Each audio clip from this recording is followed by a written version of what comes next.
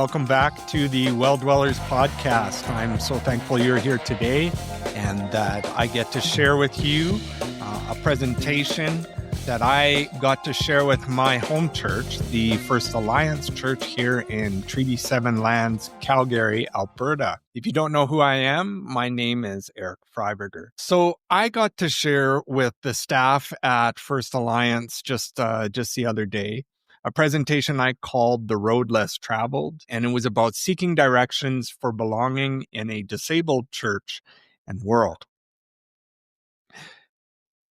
To start us off, I would like to play a song for you in the hopes that it might frame and focus our minds for the conversation we're going to have about disability and about belonging. After I play the song, I will share a few questions with you to reflect on just in thought. You can pause the playing of our episode here to maybe even journal or jot a few thoughts down, but just allow yourself to entertain these questions in your mind. And then press play again, and we will dive in to some of the presentation and the thoughts that I had towards seeking directions to belonging in a disabled church and world.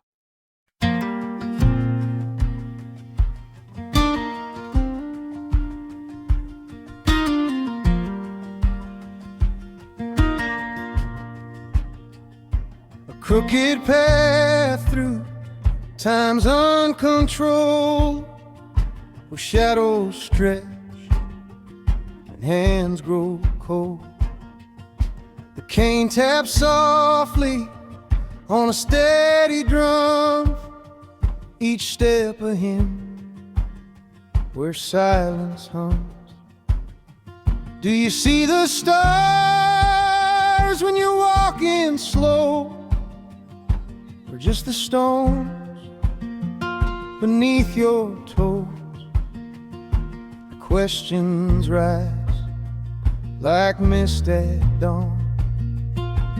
Faith and doubt, they both belong. The road less traveled, the scars we bear, God walks beside us, breathing air.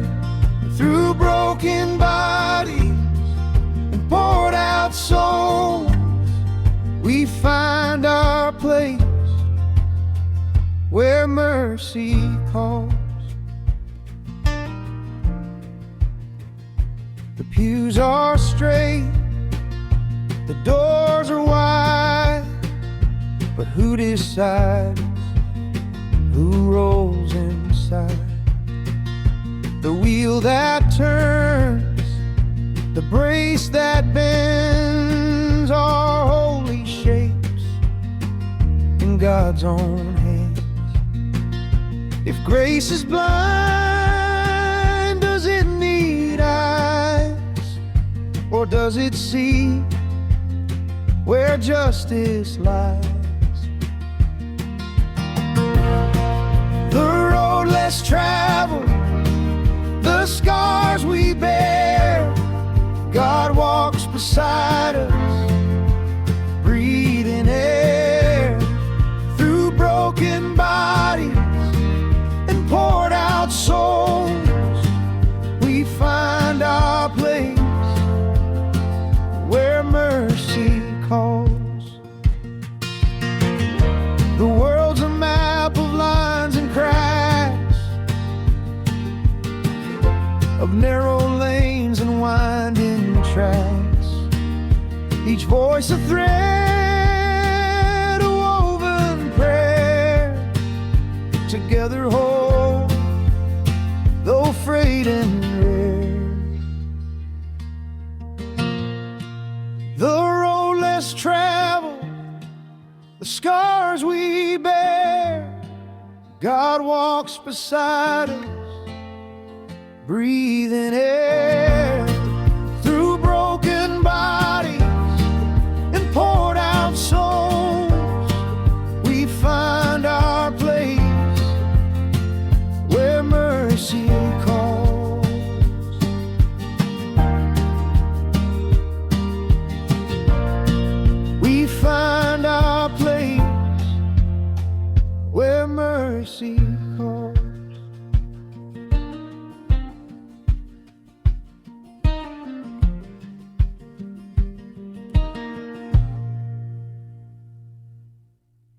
What is the road less traveled that you may have took so long ago as a knowing or unknowingly disabled young man or woman seeking a promising life and Christ-honoring way?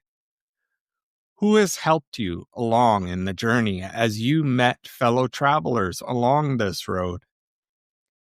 What are some of the spaces of belonging that you found along this way? What challenges have you overcome in the twists and turns of this journey?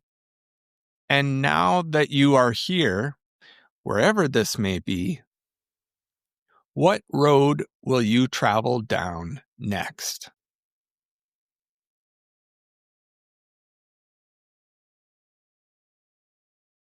So, I would like to share with you a bit about some of my journey with disability first. But in doing so, I need to make a disclaimer that I'm not so great at talking about myself. So while there's a lot to share of the journey I've taken over the last 3 decades, I'm going to try and just highlight some of the real story behind my disability and the experiences I've had with that. So I grew up here in the Calgary area, and in 1994, I was involved in a motor vehicle accident, resulting in a spinal cord injury with 2 locations in my spine. The C4, C5 vertebrae is the technical term, or the base of my neck, and the T4 level of my spine, which is about the middle of the chest or back. In the same time, I also began my independent life of living on my own, where I moved into a group home known as the fourth dimension. Yes, you heard that correct. I lived in the fourth dimension. I also met a wonderful woman there named Bonnie, who would eventually become my wife. And we got married in 1999. She too is also in a wheelchair. She is what's called a C1, C2 spinal cord injury, also known as the hangman's fracture. If you're not familiar with this kind of injury, Christopher Reeves had the same spinal cord injury himself. But like most spinal cord injuries, everyone presents their symptoms and paralysis in different ways from their injury. And Bonnie is quite miraculous in the sense that she was able to walk for several years with the aid of a walker for short distances, but she has certain motor capabilities that most C1 and C2 don't. And of course, over the years, we both have changed in our paralysis and our abilities as we age. We built a home in Calgary on the southeast side. And while there, I started my graduate studies at Alberta Bible College with a bachelor's in theology. And then a little while after that, a few years later, I also did a graduate study program online through Rochester College, now Rochester University. It was a kind of a cutting edge program at the time. And I'm so grateful for Dr. Mark Love and his graciousness to allow me to do this online with him, where I would go through, at the time it was through Zoom or through FaceTime with the classes that would be done in the intensive weeks down in the States. And then I would do work through email and through the web portal. So it was a rather radical movement at the time in 2012 when I began that whole journey, long before COVID made it to just the common experience.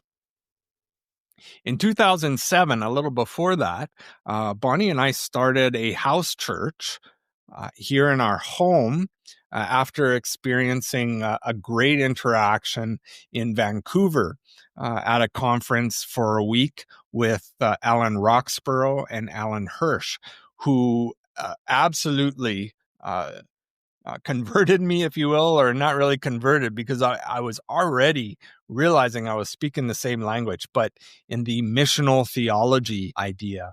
And this really became part of a calling for both of us while we started our house church. And later, in about 2012, and same time as my graduate studies, I joined a network called the Edge House Churches, and I would become part of one of their main leadership team that looked after about 14 house churches here in Alberta, and a lot of great memories and adventures with them at that time. Jumping ahead a little bit as we talk about disability, in 2021, I got an injury to my left shoulder where I had to have reconstructive surgery right in the middle of the COVID pandemic, where I underwent surgery, but I also ended up with complications following that surgery and had a prolonged hospital stay of about 1 year and 3 months. When I was there, I began really wrestling again with this understanding of myself as disabled. I resisted it for many years not because I didn't recognize that I had a disability, but because I didn't want to be boxed in and simply framed around just that experience of disability. I am 47 years old, and the reality is that my life is far more complex, far more dynamic, and far more full of different experiences and passions and abilities than just the disability that I face. And I face these kind of resistance to the ableist frameworks of our world that seem to confine disabilities into the accessible zones for a long time. But I do think that I felt that something had changed within this moment. I knew I needed to become more familiar with my understanding of disability, and I felt compelled to advocate and speak with and for the disabled community, which launches into what I'm doing today. I started the blog and the podcast of At the Bottom of the Well and the Well Dwellers podcast. I shaped it around 3 questions that really I recognized being a continuing theme, as well as wrestling within my own life with disability. The first question being, who am I? What does it mean to be disabled? Of course, my understanding of disability is, I kind of hope to share here with you, is that it has matured and grown over the years. I didn't carry the same definition with me throughout the 3 decades that I've been in a wheelchair. Academically, I can articulate to you that there are several models of disability that you can find online and in most reading material about the subject, and it can be described in different ways. One website that I'll leave in the resources of this video and episode talks about 17 different models of disability. One that I might highlight for you specifically is known as the social model of disability. This is quite often the one that is not seen or understood by many in the able community of our society. The social model of disability says that disability is not just about the person, it's about the way society is set up.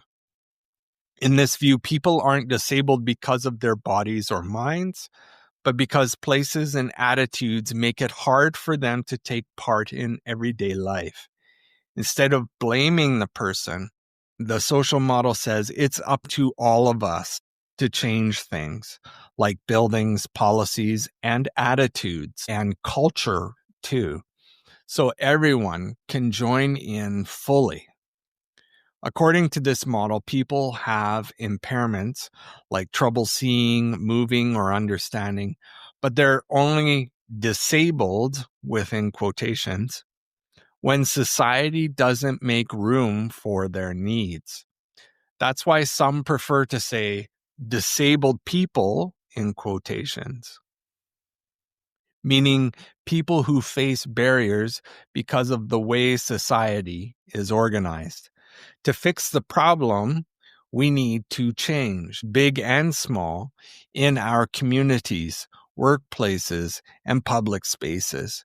Making sure everyone has equal access is a matter of basic human rights. This is a change that is not just to the physical accessibility, the buildings, and the environment, but also a change in mindset, culture, and relational understanding.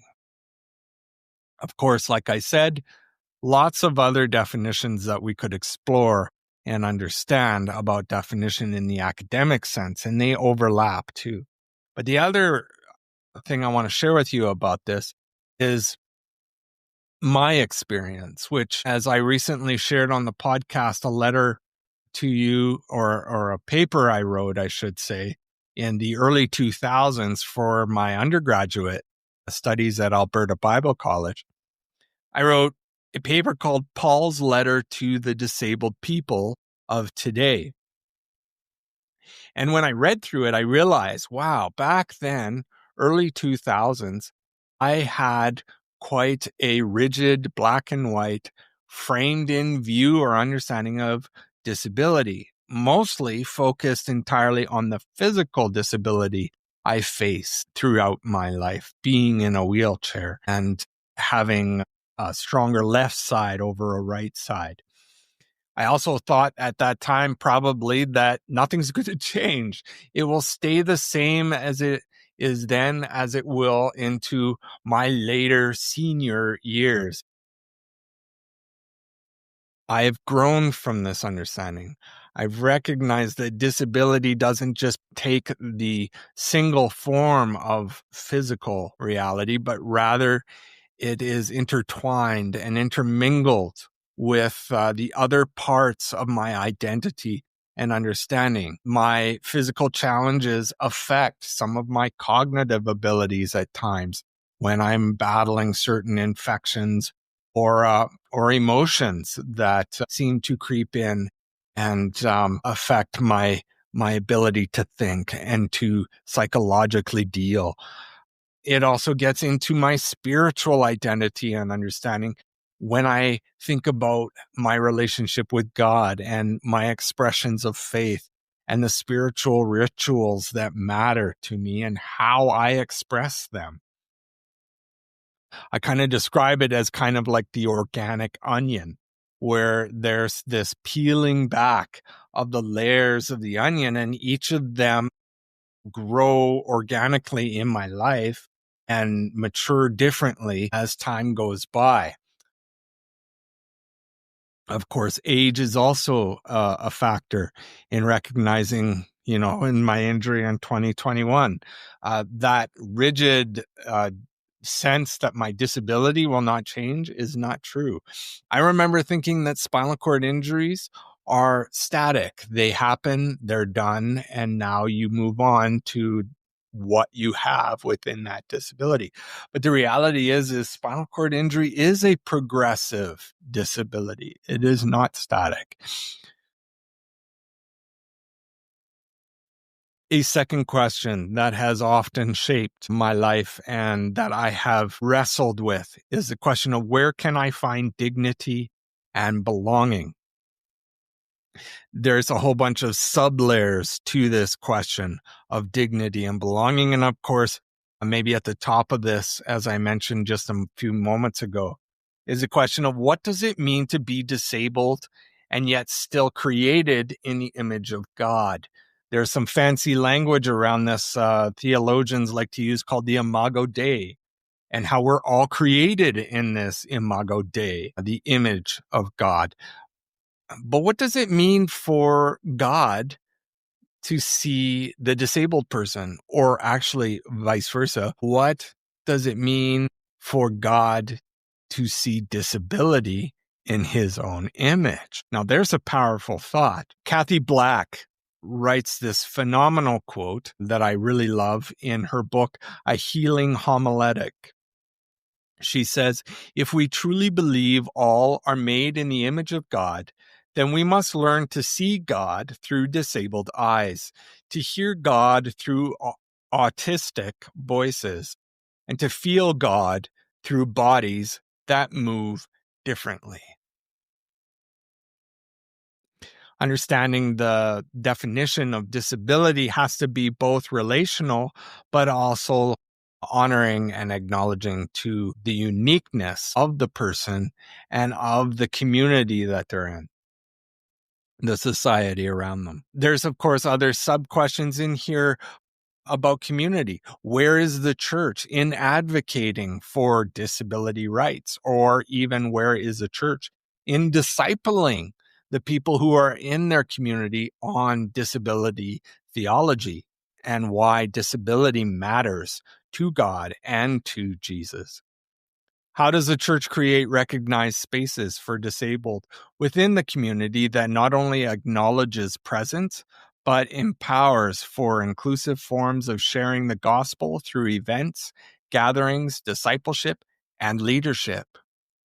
And of course, one primary question that I think every disabled person on the face of the planet asks, as well as the community and society that's around them, the question of why. Why am I disabled? Is it something I did? Or is it something that my parents did? Am I being punished? These are questions that are natural and normal for everyone to really ask as they wrestle with disability. Third question that has often shaped and been at the heart of my journey with disability is, what hope do I have today and for the future? What does disability theology and spirituality teach us about the differences between a cure mentality and healing, weakness and gifting, soteriology and salvation? It's key questions that provide a sense of hope and a significance of purpose and calling for mission and vocation and placement in community. Why we get up in the morning. It's, we need to realize that hope is not instilled in some unearthly, eternal kingdom that is in our future, that we're simply in detention waiting to arrive at. And is there any way we could hurry it up? That's a very dangerous question to ask when we think of hope. But rather, it's recognizing that hope is something that journeys with us even in the darkest moments, but is there beside us to, as the song shared earlier, breathe the air along with us, to provide strength in the times of our greatest weakness. So when we hear these questions, I also recognize that I'm not the only one who asks these questions. Jesus's followers also asked these questions too. John 9, in the beginning of this chapter, tells the story of when Jesus and his disciples were traveling along in the streets. There was this man on the side begging for supports from the passersby, and he was blind. And the disciples ask Jesus, "Rabbi, teacher, why is this man born blind? Is it because of his sin, or is it because of his parents sinned?" And Jesus reveals something really kind of radical here and rather transcends their question. He changes it so that it's not about the negative form of what they see before them, but rather he converts it to a positive understanding of the greatness behind his character and his blindness, the strength, if you will. He says, this man is born blind so that we might see the glory of God in him. The real miracle here is Jesus attributes the glory of God, the work, the presence, the love, the embrace of our Creator in this man's character, life, and incarnation in fleshing, long before he even touches him, long before any sense of cure or healing takes place. God's glory is seen throughout this blind man's entire life. He presents a narrative, a story that says glory is seen and God is witnessed throughout even the harshest and hardest moments when you can't see him. And it is through that experience that Jesus answers some of these questions, not through the touching of his eyes and bringing sight. That is part of it, absolutely. The touching of his eyes, the witness of healing, this too can be a moment, but it's not the end all be all of this experience. God's glory is in the life of this blind man throughout his entire life, before and after healing. And of course, these questions are also still being asked today. I'm going to share with you a bit about what I'm calling the invisible world, or perhaps more accurately, it's the unseen world. And you can absolutely explore the philosophies of why is the disabled world the unseen world? I'm sure we could ask a lot of questions around this. But to start off, here in Alberta, 1.7 million people in Alberta are considered disabled. That is nearly 30%, specifically 27%. But that's only in recorded statistics, of course. But Statistics Canada says that 1 in 4 Albertans are disabled. Compare that to the rest of Canada, and you have 8 million people considered disabled across our country. Seniors are considered the majority, around 40% plus or minus. And other age brackets and age groups below that, in the youth, middle age, young adults, they average around the 20% mark themselves, plus or minus. So I think it's important to point out that you can't just default to disability as equated mostly to ageism or the senior category. Rather, if you have 1.7 million people in Alberta considered disabled, at least 1 million, if not a little more, are of younger age brackets, whether it be youth, young adult, or middle-aged.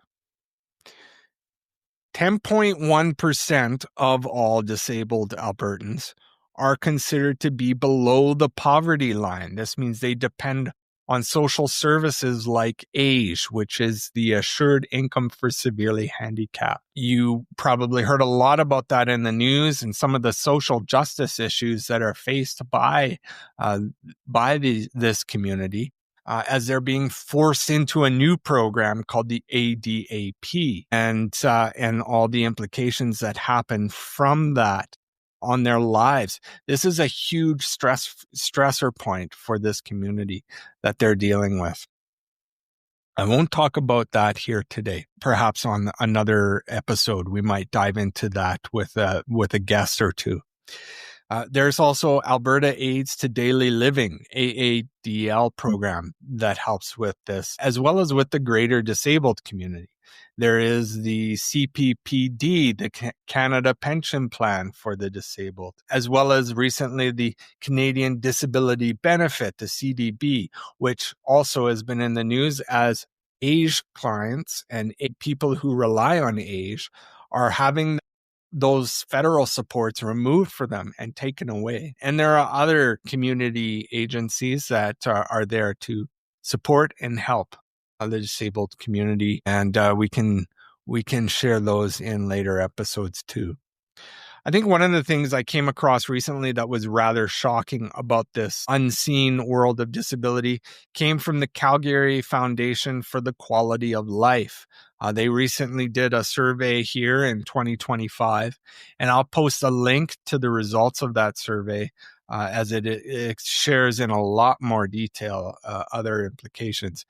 But 69% of Calgarians, the average Calgarian, are concerned about domestic violence. And as high as that number is, I think it's even more concerning and revealing that 92% of Calgarians with disabilities are concerned about domestic violence. You have to pause at that number. 92% of Calgarians with disabilities are concerned with domestic violence. How can this be, and why? What causes this? This is something we need to ask, and we need to seriously pray over and find disturbing. In a book by Father Matthew Schneider called God Loves the Autistic Mind, he shares that twice as many disabled Christians do not attend church. A friend of mine who's been on the podcast before, Ty Reagan, he has kind of done some rough math with the statistics to figure out a percentage on this. And according to his calculations, this is about 84% of disabled Christians do not attend church. For those of us who are in church leadership, this has to be a concerning factor when we think of how is the disabled community hearing the gospel or experiencing the gospel in their life. How is it shaping and affecting their spiritual well-being and their whole well-being? So let's ask two questions as we think about these invisible and unseen world as a church community. Do you see the same statistics of disability in your church? Why do you think this is, or perhaps why not?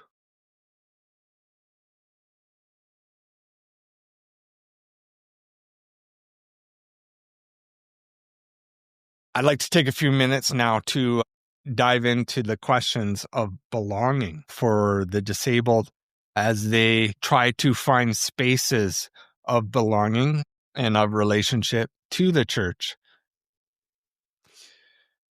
I don't know if you're familiar with the book. I will also leave the resource in the website and show notes for this episode. But Joseph Myers wrote a book quite a long time ago, several years ago, called The Search to Belong, Rethinking Intimacy, Community, and Small Groups. I really enjoyed a lot of the thoughts he had in there, but particularly, I really grasped hold of his circles of belonging. He talks about the space of intimate belonging, of personal belonging, social belonging, and public belonging.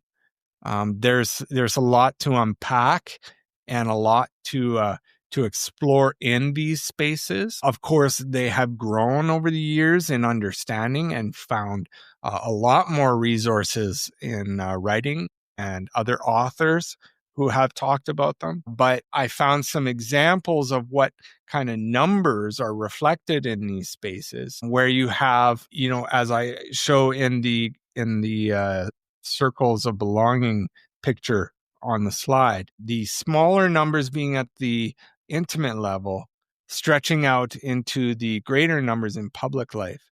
The numbers I share are not that important. In fact, I think Joseph Myers articulates them in much higher brackets.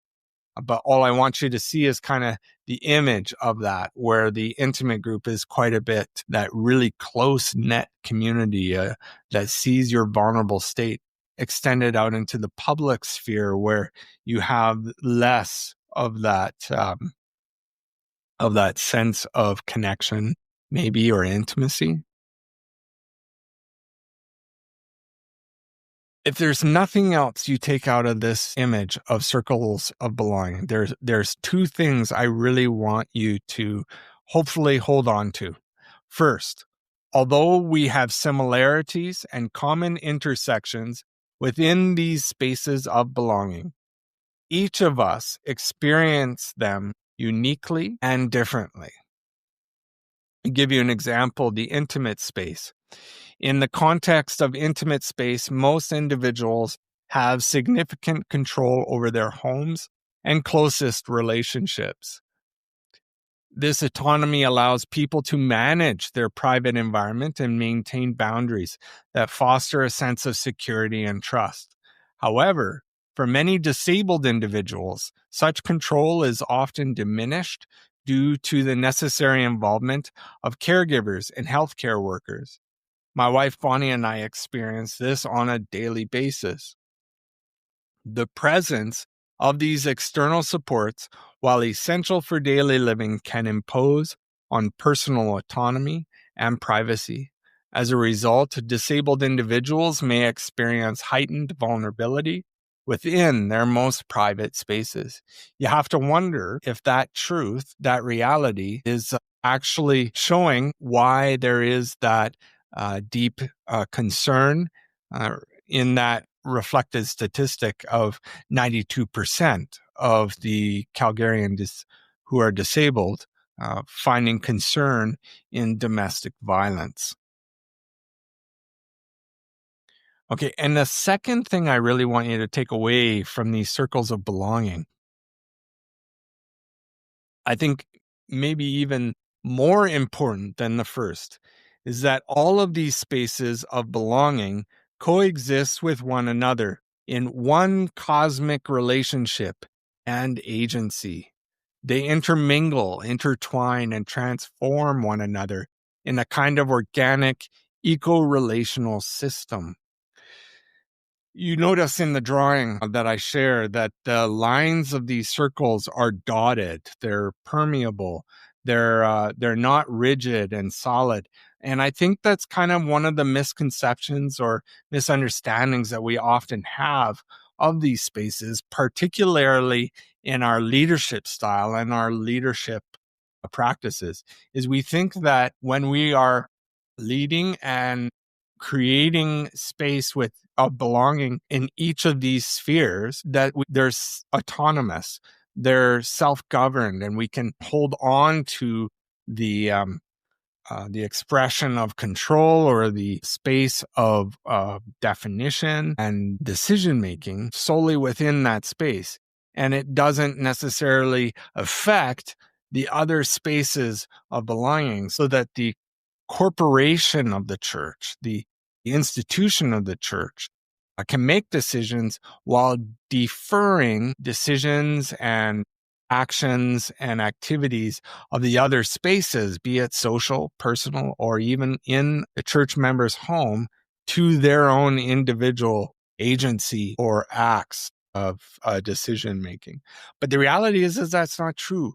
We have a corporate responsibility to move into all of those spaces and recognize that the way we act and the decisions we make affect all of those. Giving you an example from the public space, what we embody and incarnate as a church entity within the public space has a rippling effect into the other spaces of belonging, including the intimate spaces of people's homes and life autonomy. Our actions and presence in the public sphere do not exist in isolation. Instead, they extend into and impact personal and intimate domains. The values, behaviors, and relationships we foster publicly as a church community shape how individuals experience connection, trust, and autonomy in their private lives.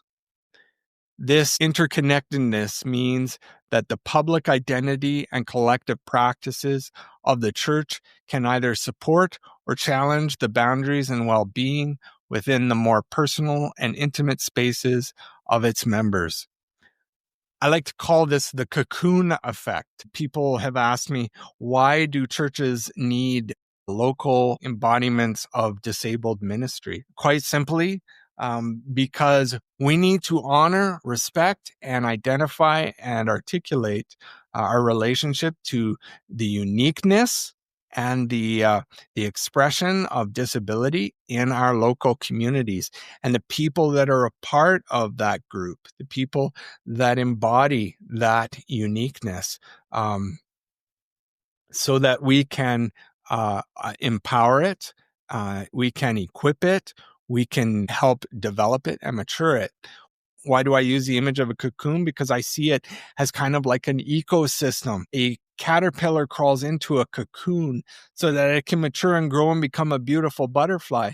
And it develops this cocoon around it, not really so much as a protection, but rather as a identification of being metamorphosized or transformed within it. And the ecosystem around it, the tree, the other elements of the tree's life, are there to help serve, protect, and care for this unique cocoon until that butterfly within it, or the caterpillar within it, can emerge and reveal its beauty, its amazing strength, its character of uniqueness, and the way it brings new life and new stories and new expressions to the greater ecosystem of that tree, of that community.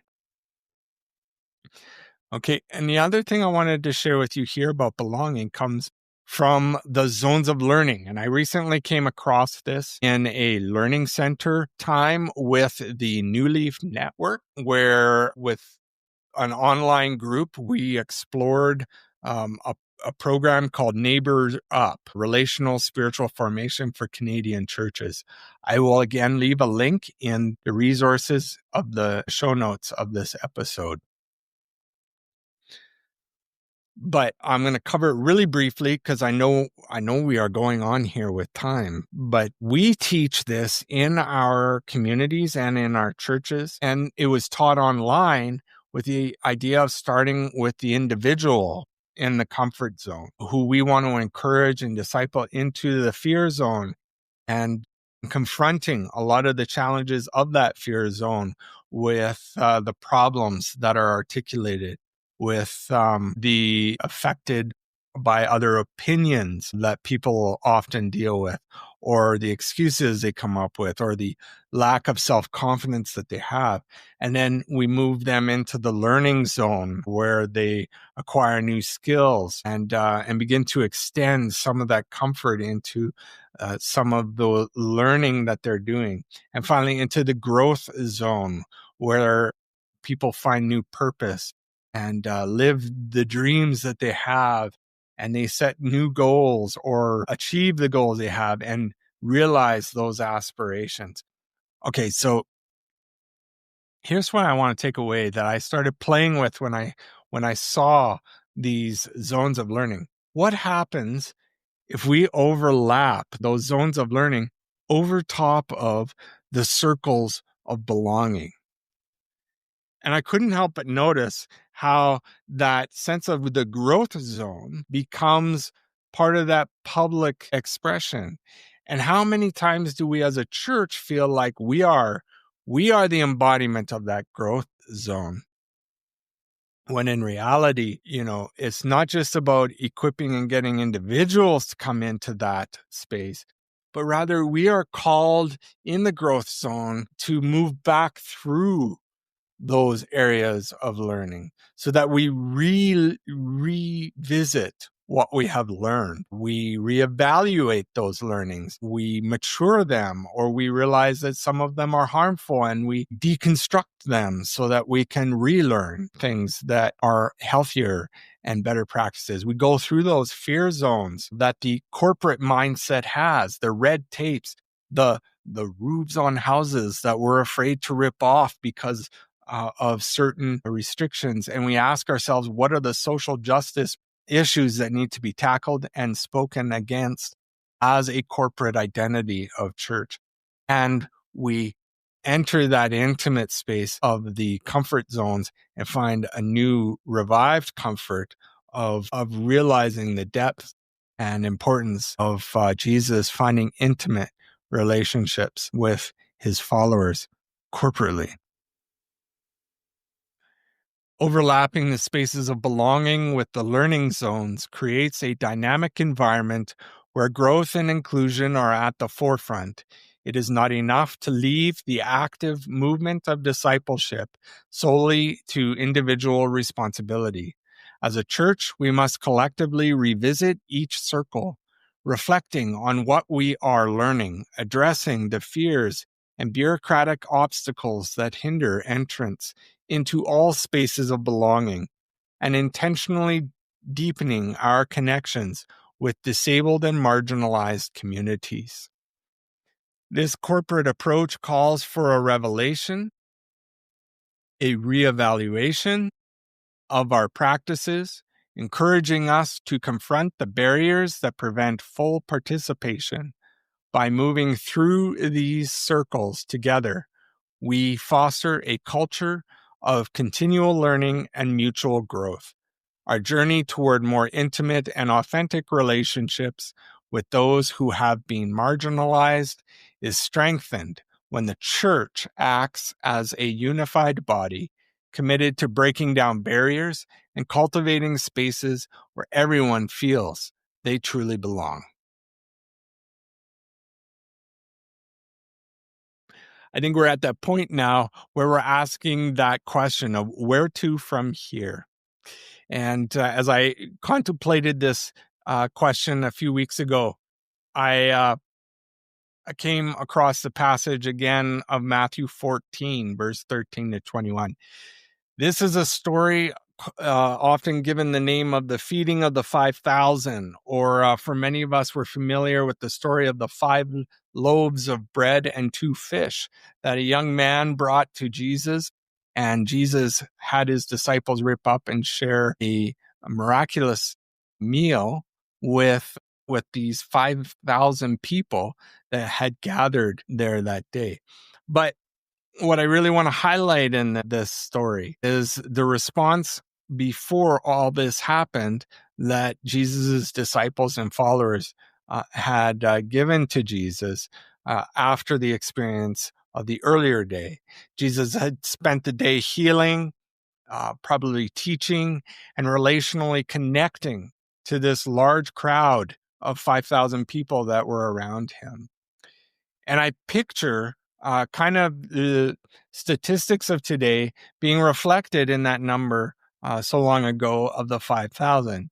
Let's be realists here. There were disabled people that were alive and there in Jesus's time. It says he was healing people during the course of his activities that day. So if 1 in 4 Albertans are considered disabled, what if that 1 in 4 number was part of this group of 5,000? That means that, a little less than 1,000 people, maybe even 1,000 people in this gathering around Jesus and his followers were considered disabled.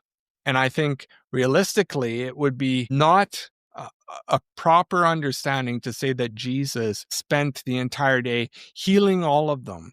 This is not really what a gospel, true, mature understanding is. Jesus had far more involvement with disabled people than just healing them. So there was more happening in the course of this experience. And the people are growing tired and weary, and Jesus' disciples turn to him and say, "Lord, send these people home so that they can find their own ways of finding food, of fulfilling the social needs that they're facing, where they might need healing or supports for the challenges they are facing in their health, in their well-being, or the questions that they have about their faith and their spirituality." And Jesus says, no, we need to find a new way, a way to corporately deal with the challenges of the crowd, of the community as a organized group of people. Jesus' example points to a different way, one that recognizes the power and potential of the collective. In the feeding of the 5,000, Jesus gathers the community, shares compassion, and addresses needs together. Likewise, the church is called to move as a unified body, actively embracing and addressing both the challenges and the unique contributions of disabled members. This means fostering spaces where everyone belongs and ensuring that disability is not seen as a marginal issue or minority issue, but as a central part of the communal life and identity. It is tempting and easy for us to simply step aside as a communal entity or agency while putting the relational responsibility to and for disability solely on the spaces and shoulders of individual people. This approach can lead to isolation, placing an undue burden on those affected while allowing the wider community to disengage. When disability is relegated to individual spaces, the church misses out on the deeper transformative work of belonging and solidarity. By accepting this corporate responsibility, we create opportunities for deeper relationships, growth, and transformation. We confront barriers together, reevaluate our practices, and seek greater inclusion in all areas of church life. This collective approach honors the gift of disabled individuals and recognizes that real belonging happens when the whole community participates, moving beyond accommodation toward genuine partnership and shared leadership. My greatest hope coming and sharing this message with you today in today's episode is that we as a community here at the bottom of the well and in the Well Dwellers podcast can see disability not as something to accommodate to, but as a perspective that we need. As I reflect and think about some of the innovation needed and imaginative solutions, some of the questions that I ponder with, and I share with you in the hopes that together we might explore them sometime or even come up with some real profound answers that we can truly work at.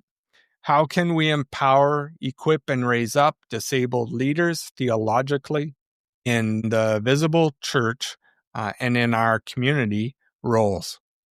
Where and how might we create these cocoons of disabled ministry within local churches and local online communities? How can we create these cocoon groupings of disabled learning and growing of what it means to be a follower of Jesus with disability? How might we develop budgets and NGO umbrellas for these ministries to flourish? Where and how can we continue the conversation while spreading this vision of inclusion with the greater church leadership in Calgary and beyond? That last question, I want to take a moment to share with you some exciting news and invite you, if you are still listening and still ingrained in this topic and conversation, some of you might be asking, well, what are some practical ways we can do this as a community, as a church? Some of you might be leaders that are wondering how you might bring this message to more of a reality in your community.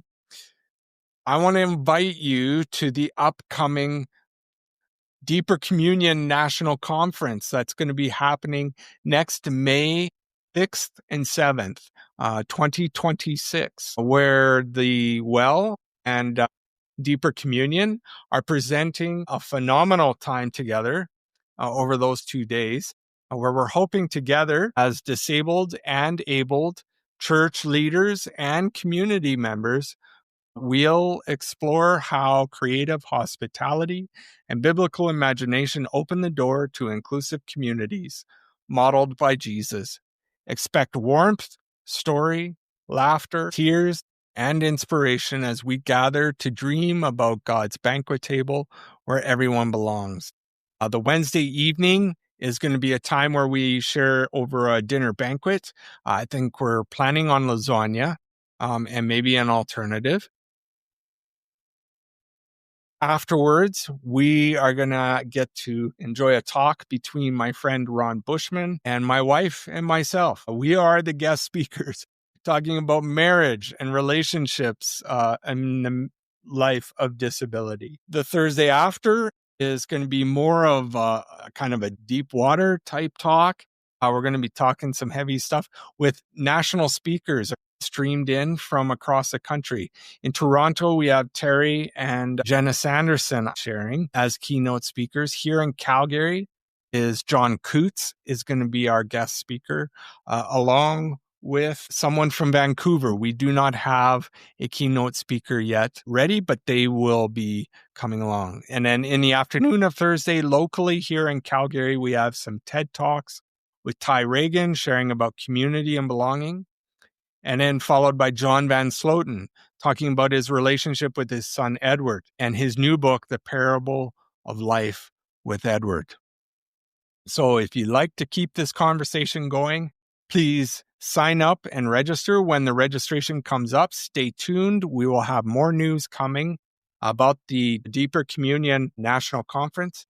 And tell others about it. Invite them to come along. This is not just for those in disability ministry. This is for all leadership in the church and in community. Lastly is Q&A. I realize we can't do that live, so drop a comment. If you have any questions, email me at my contact information, which will be shown at the end of the video.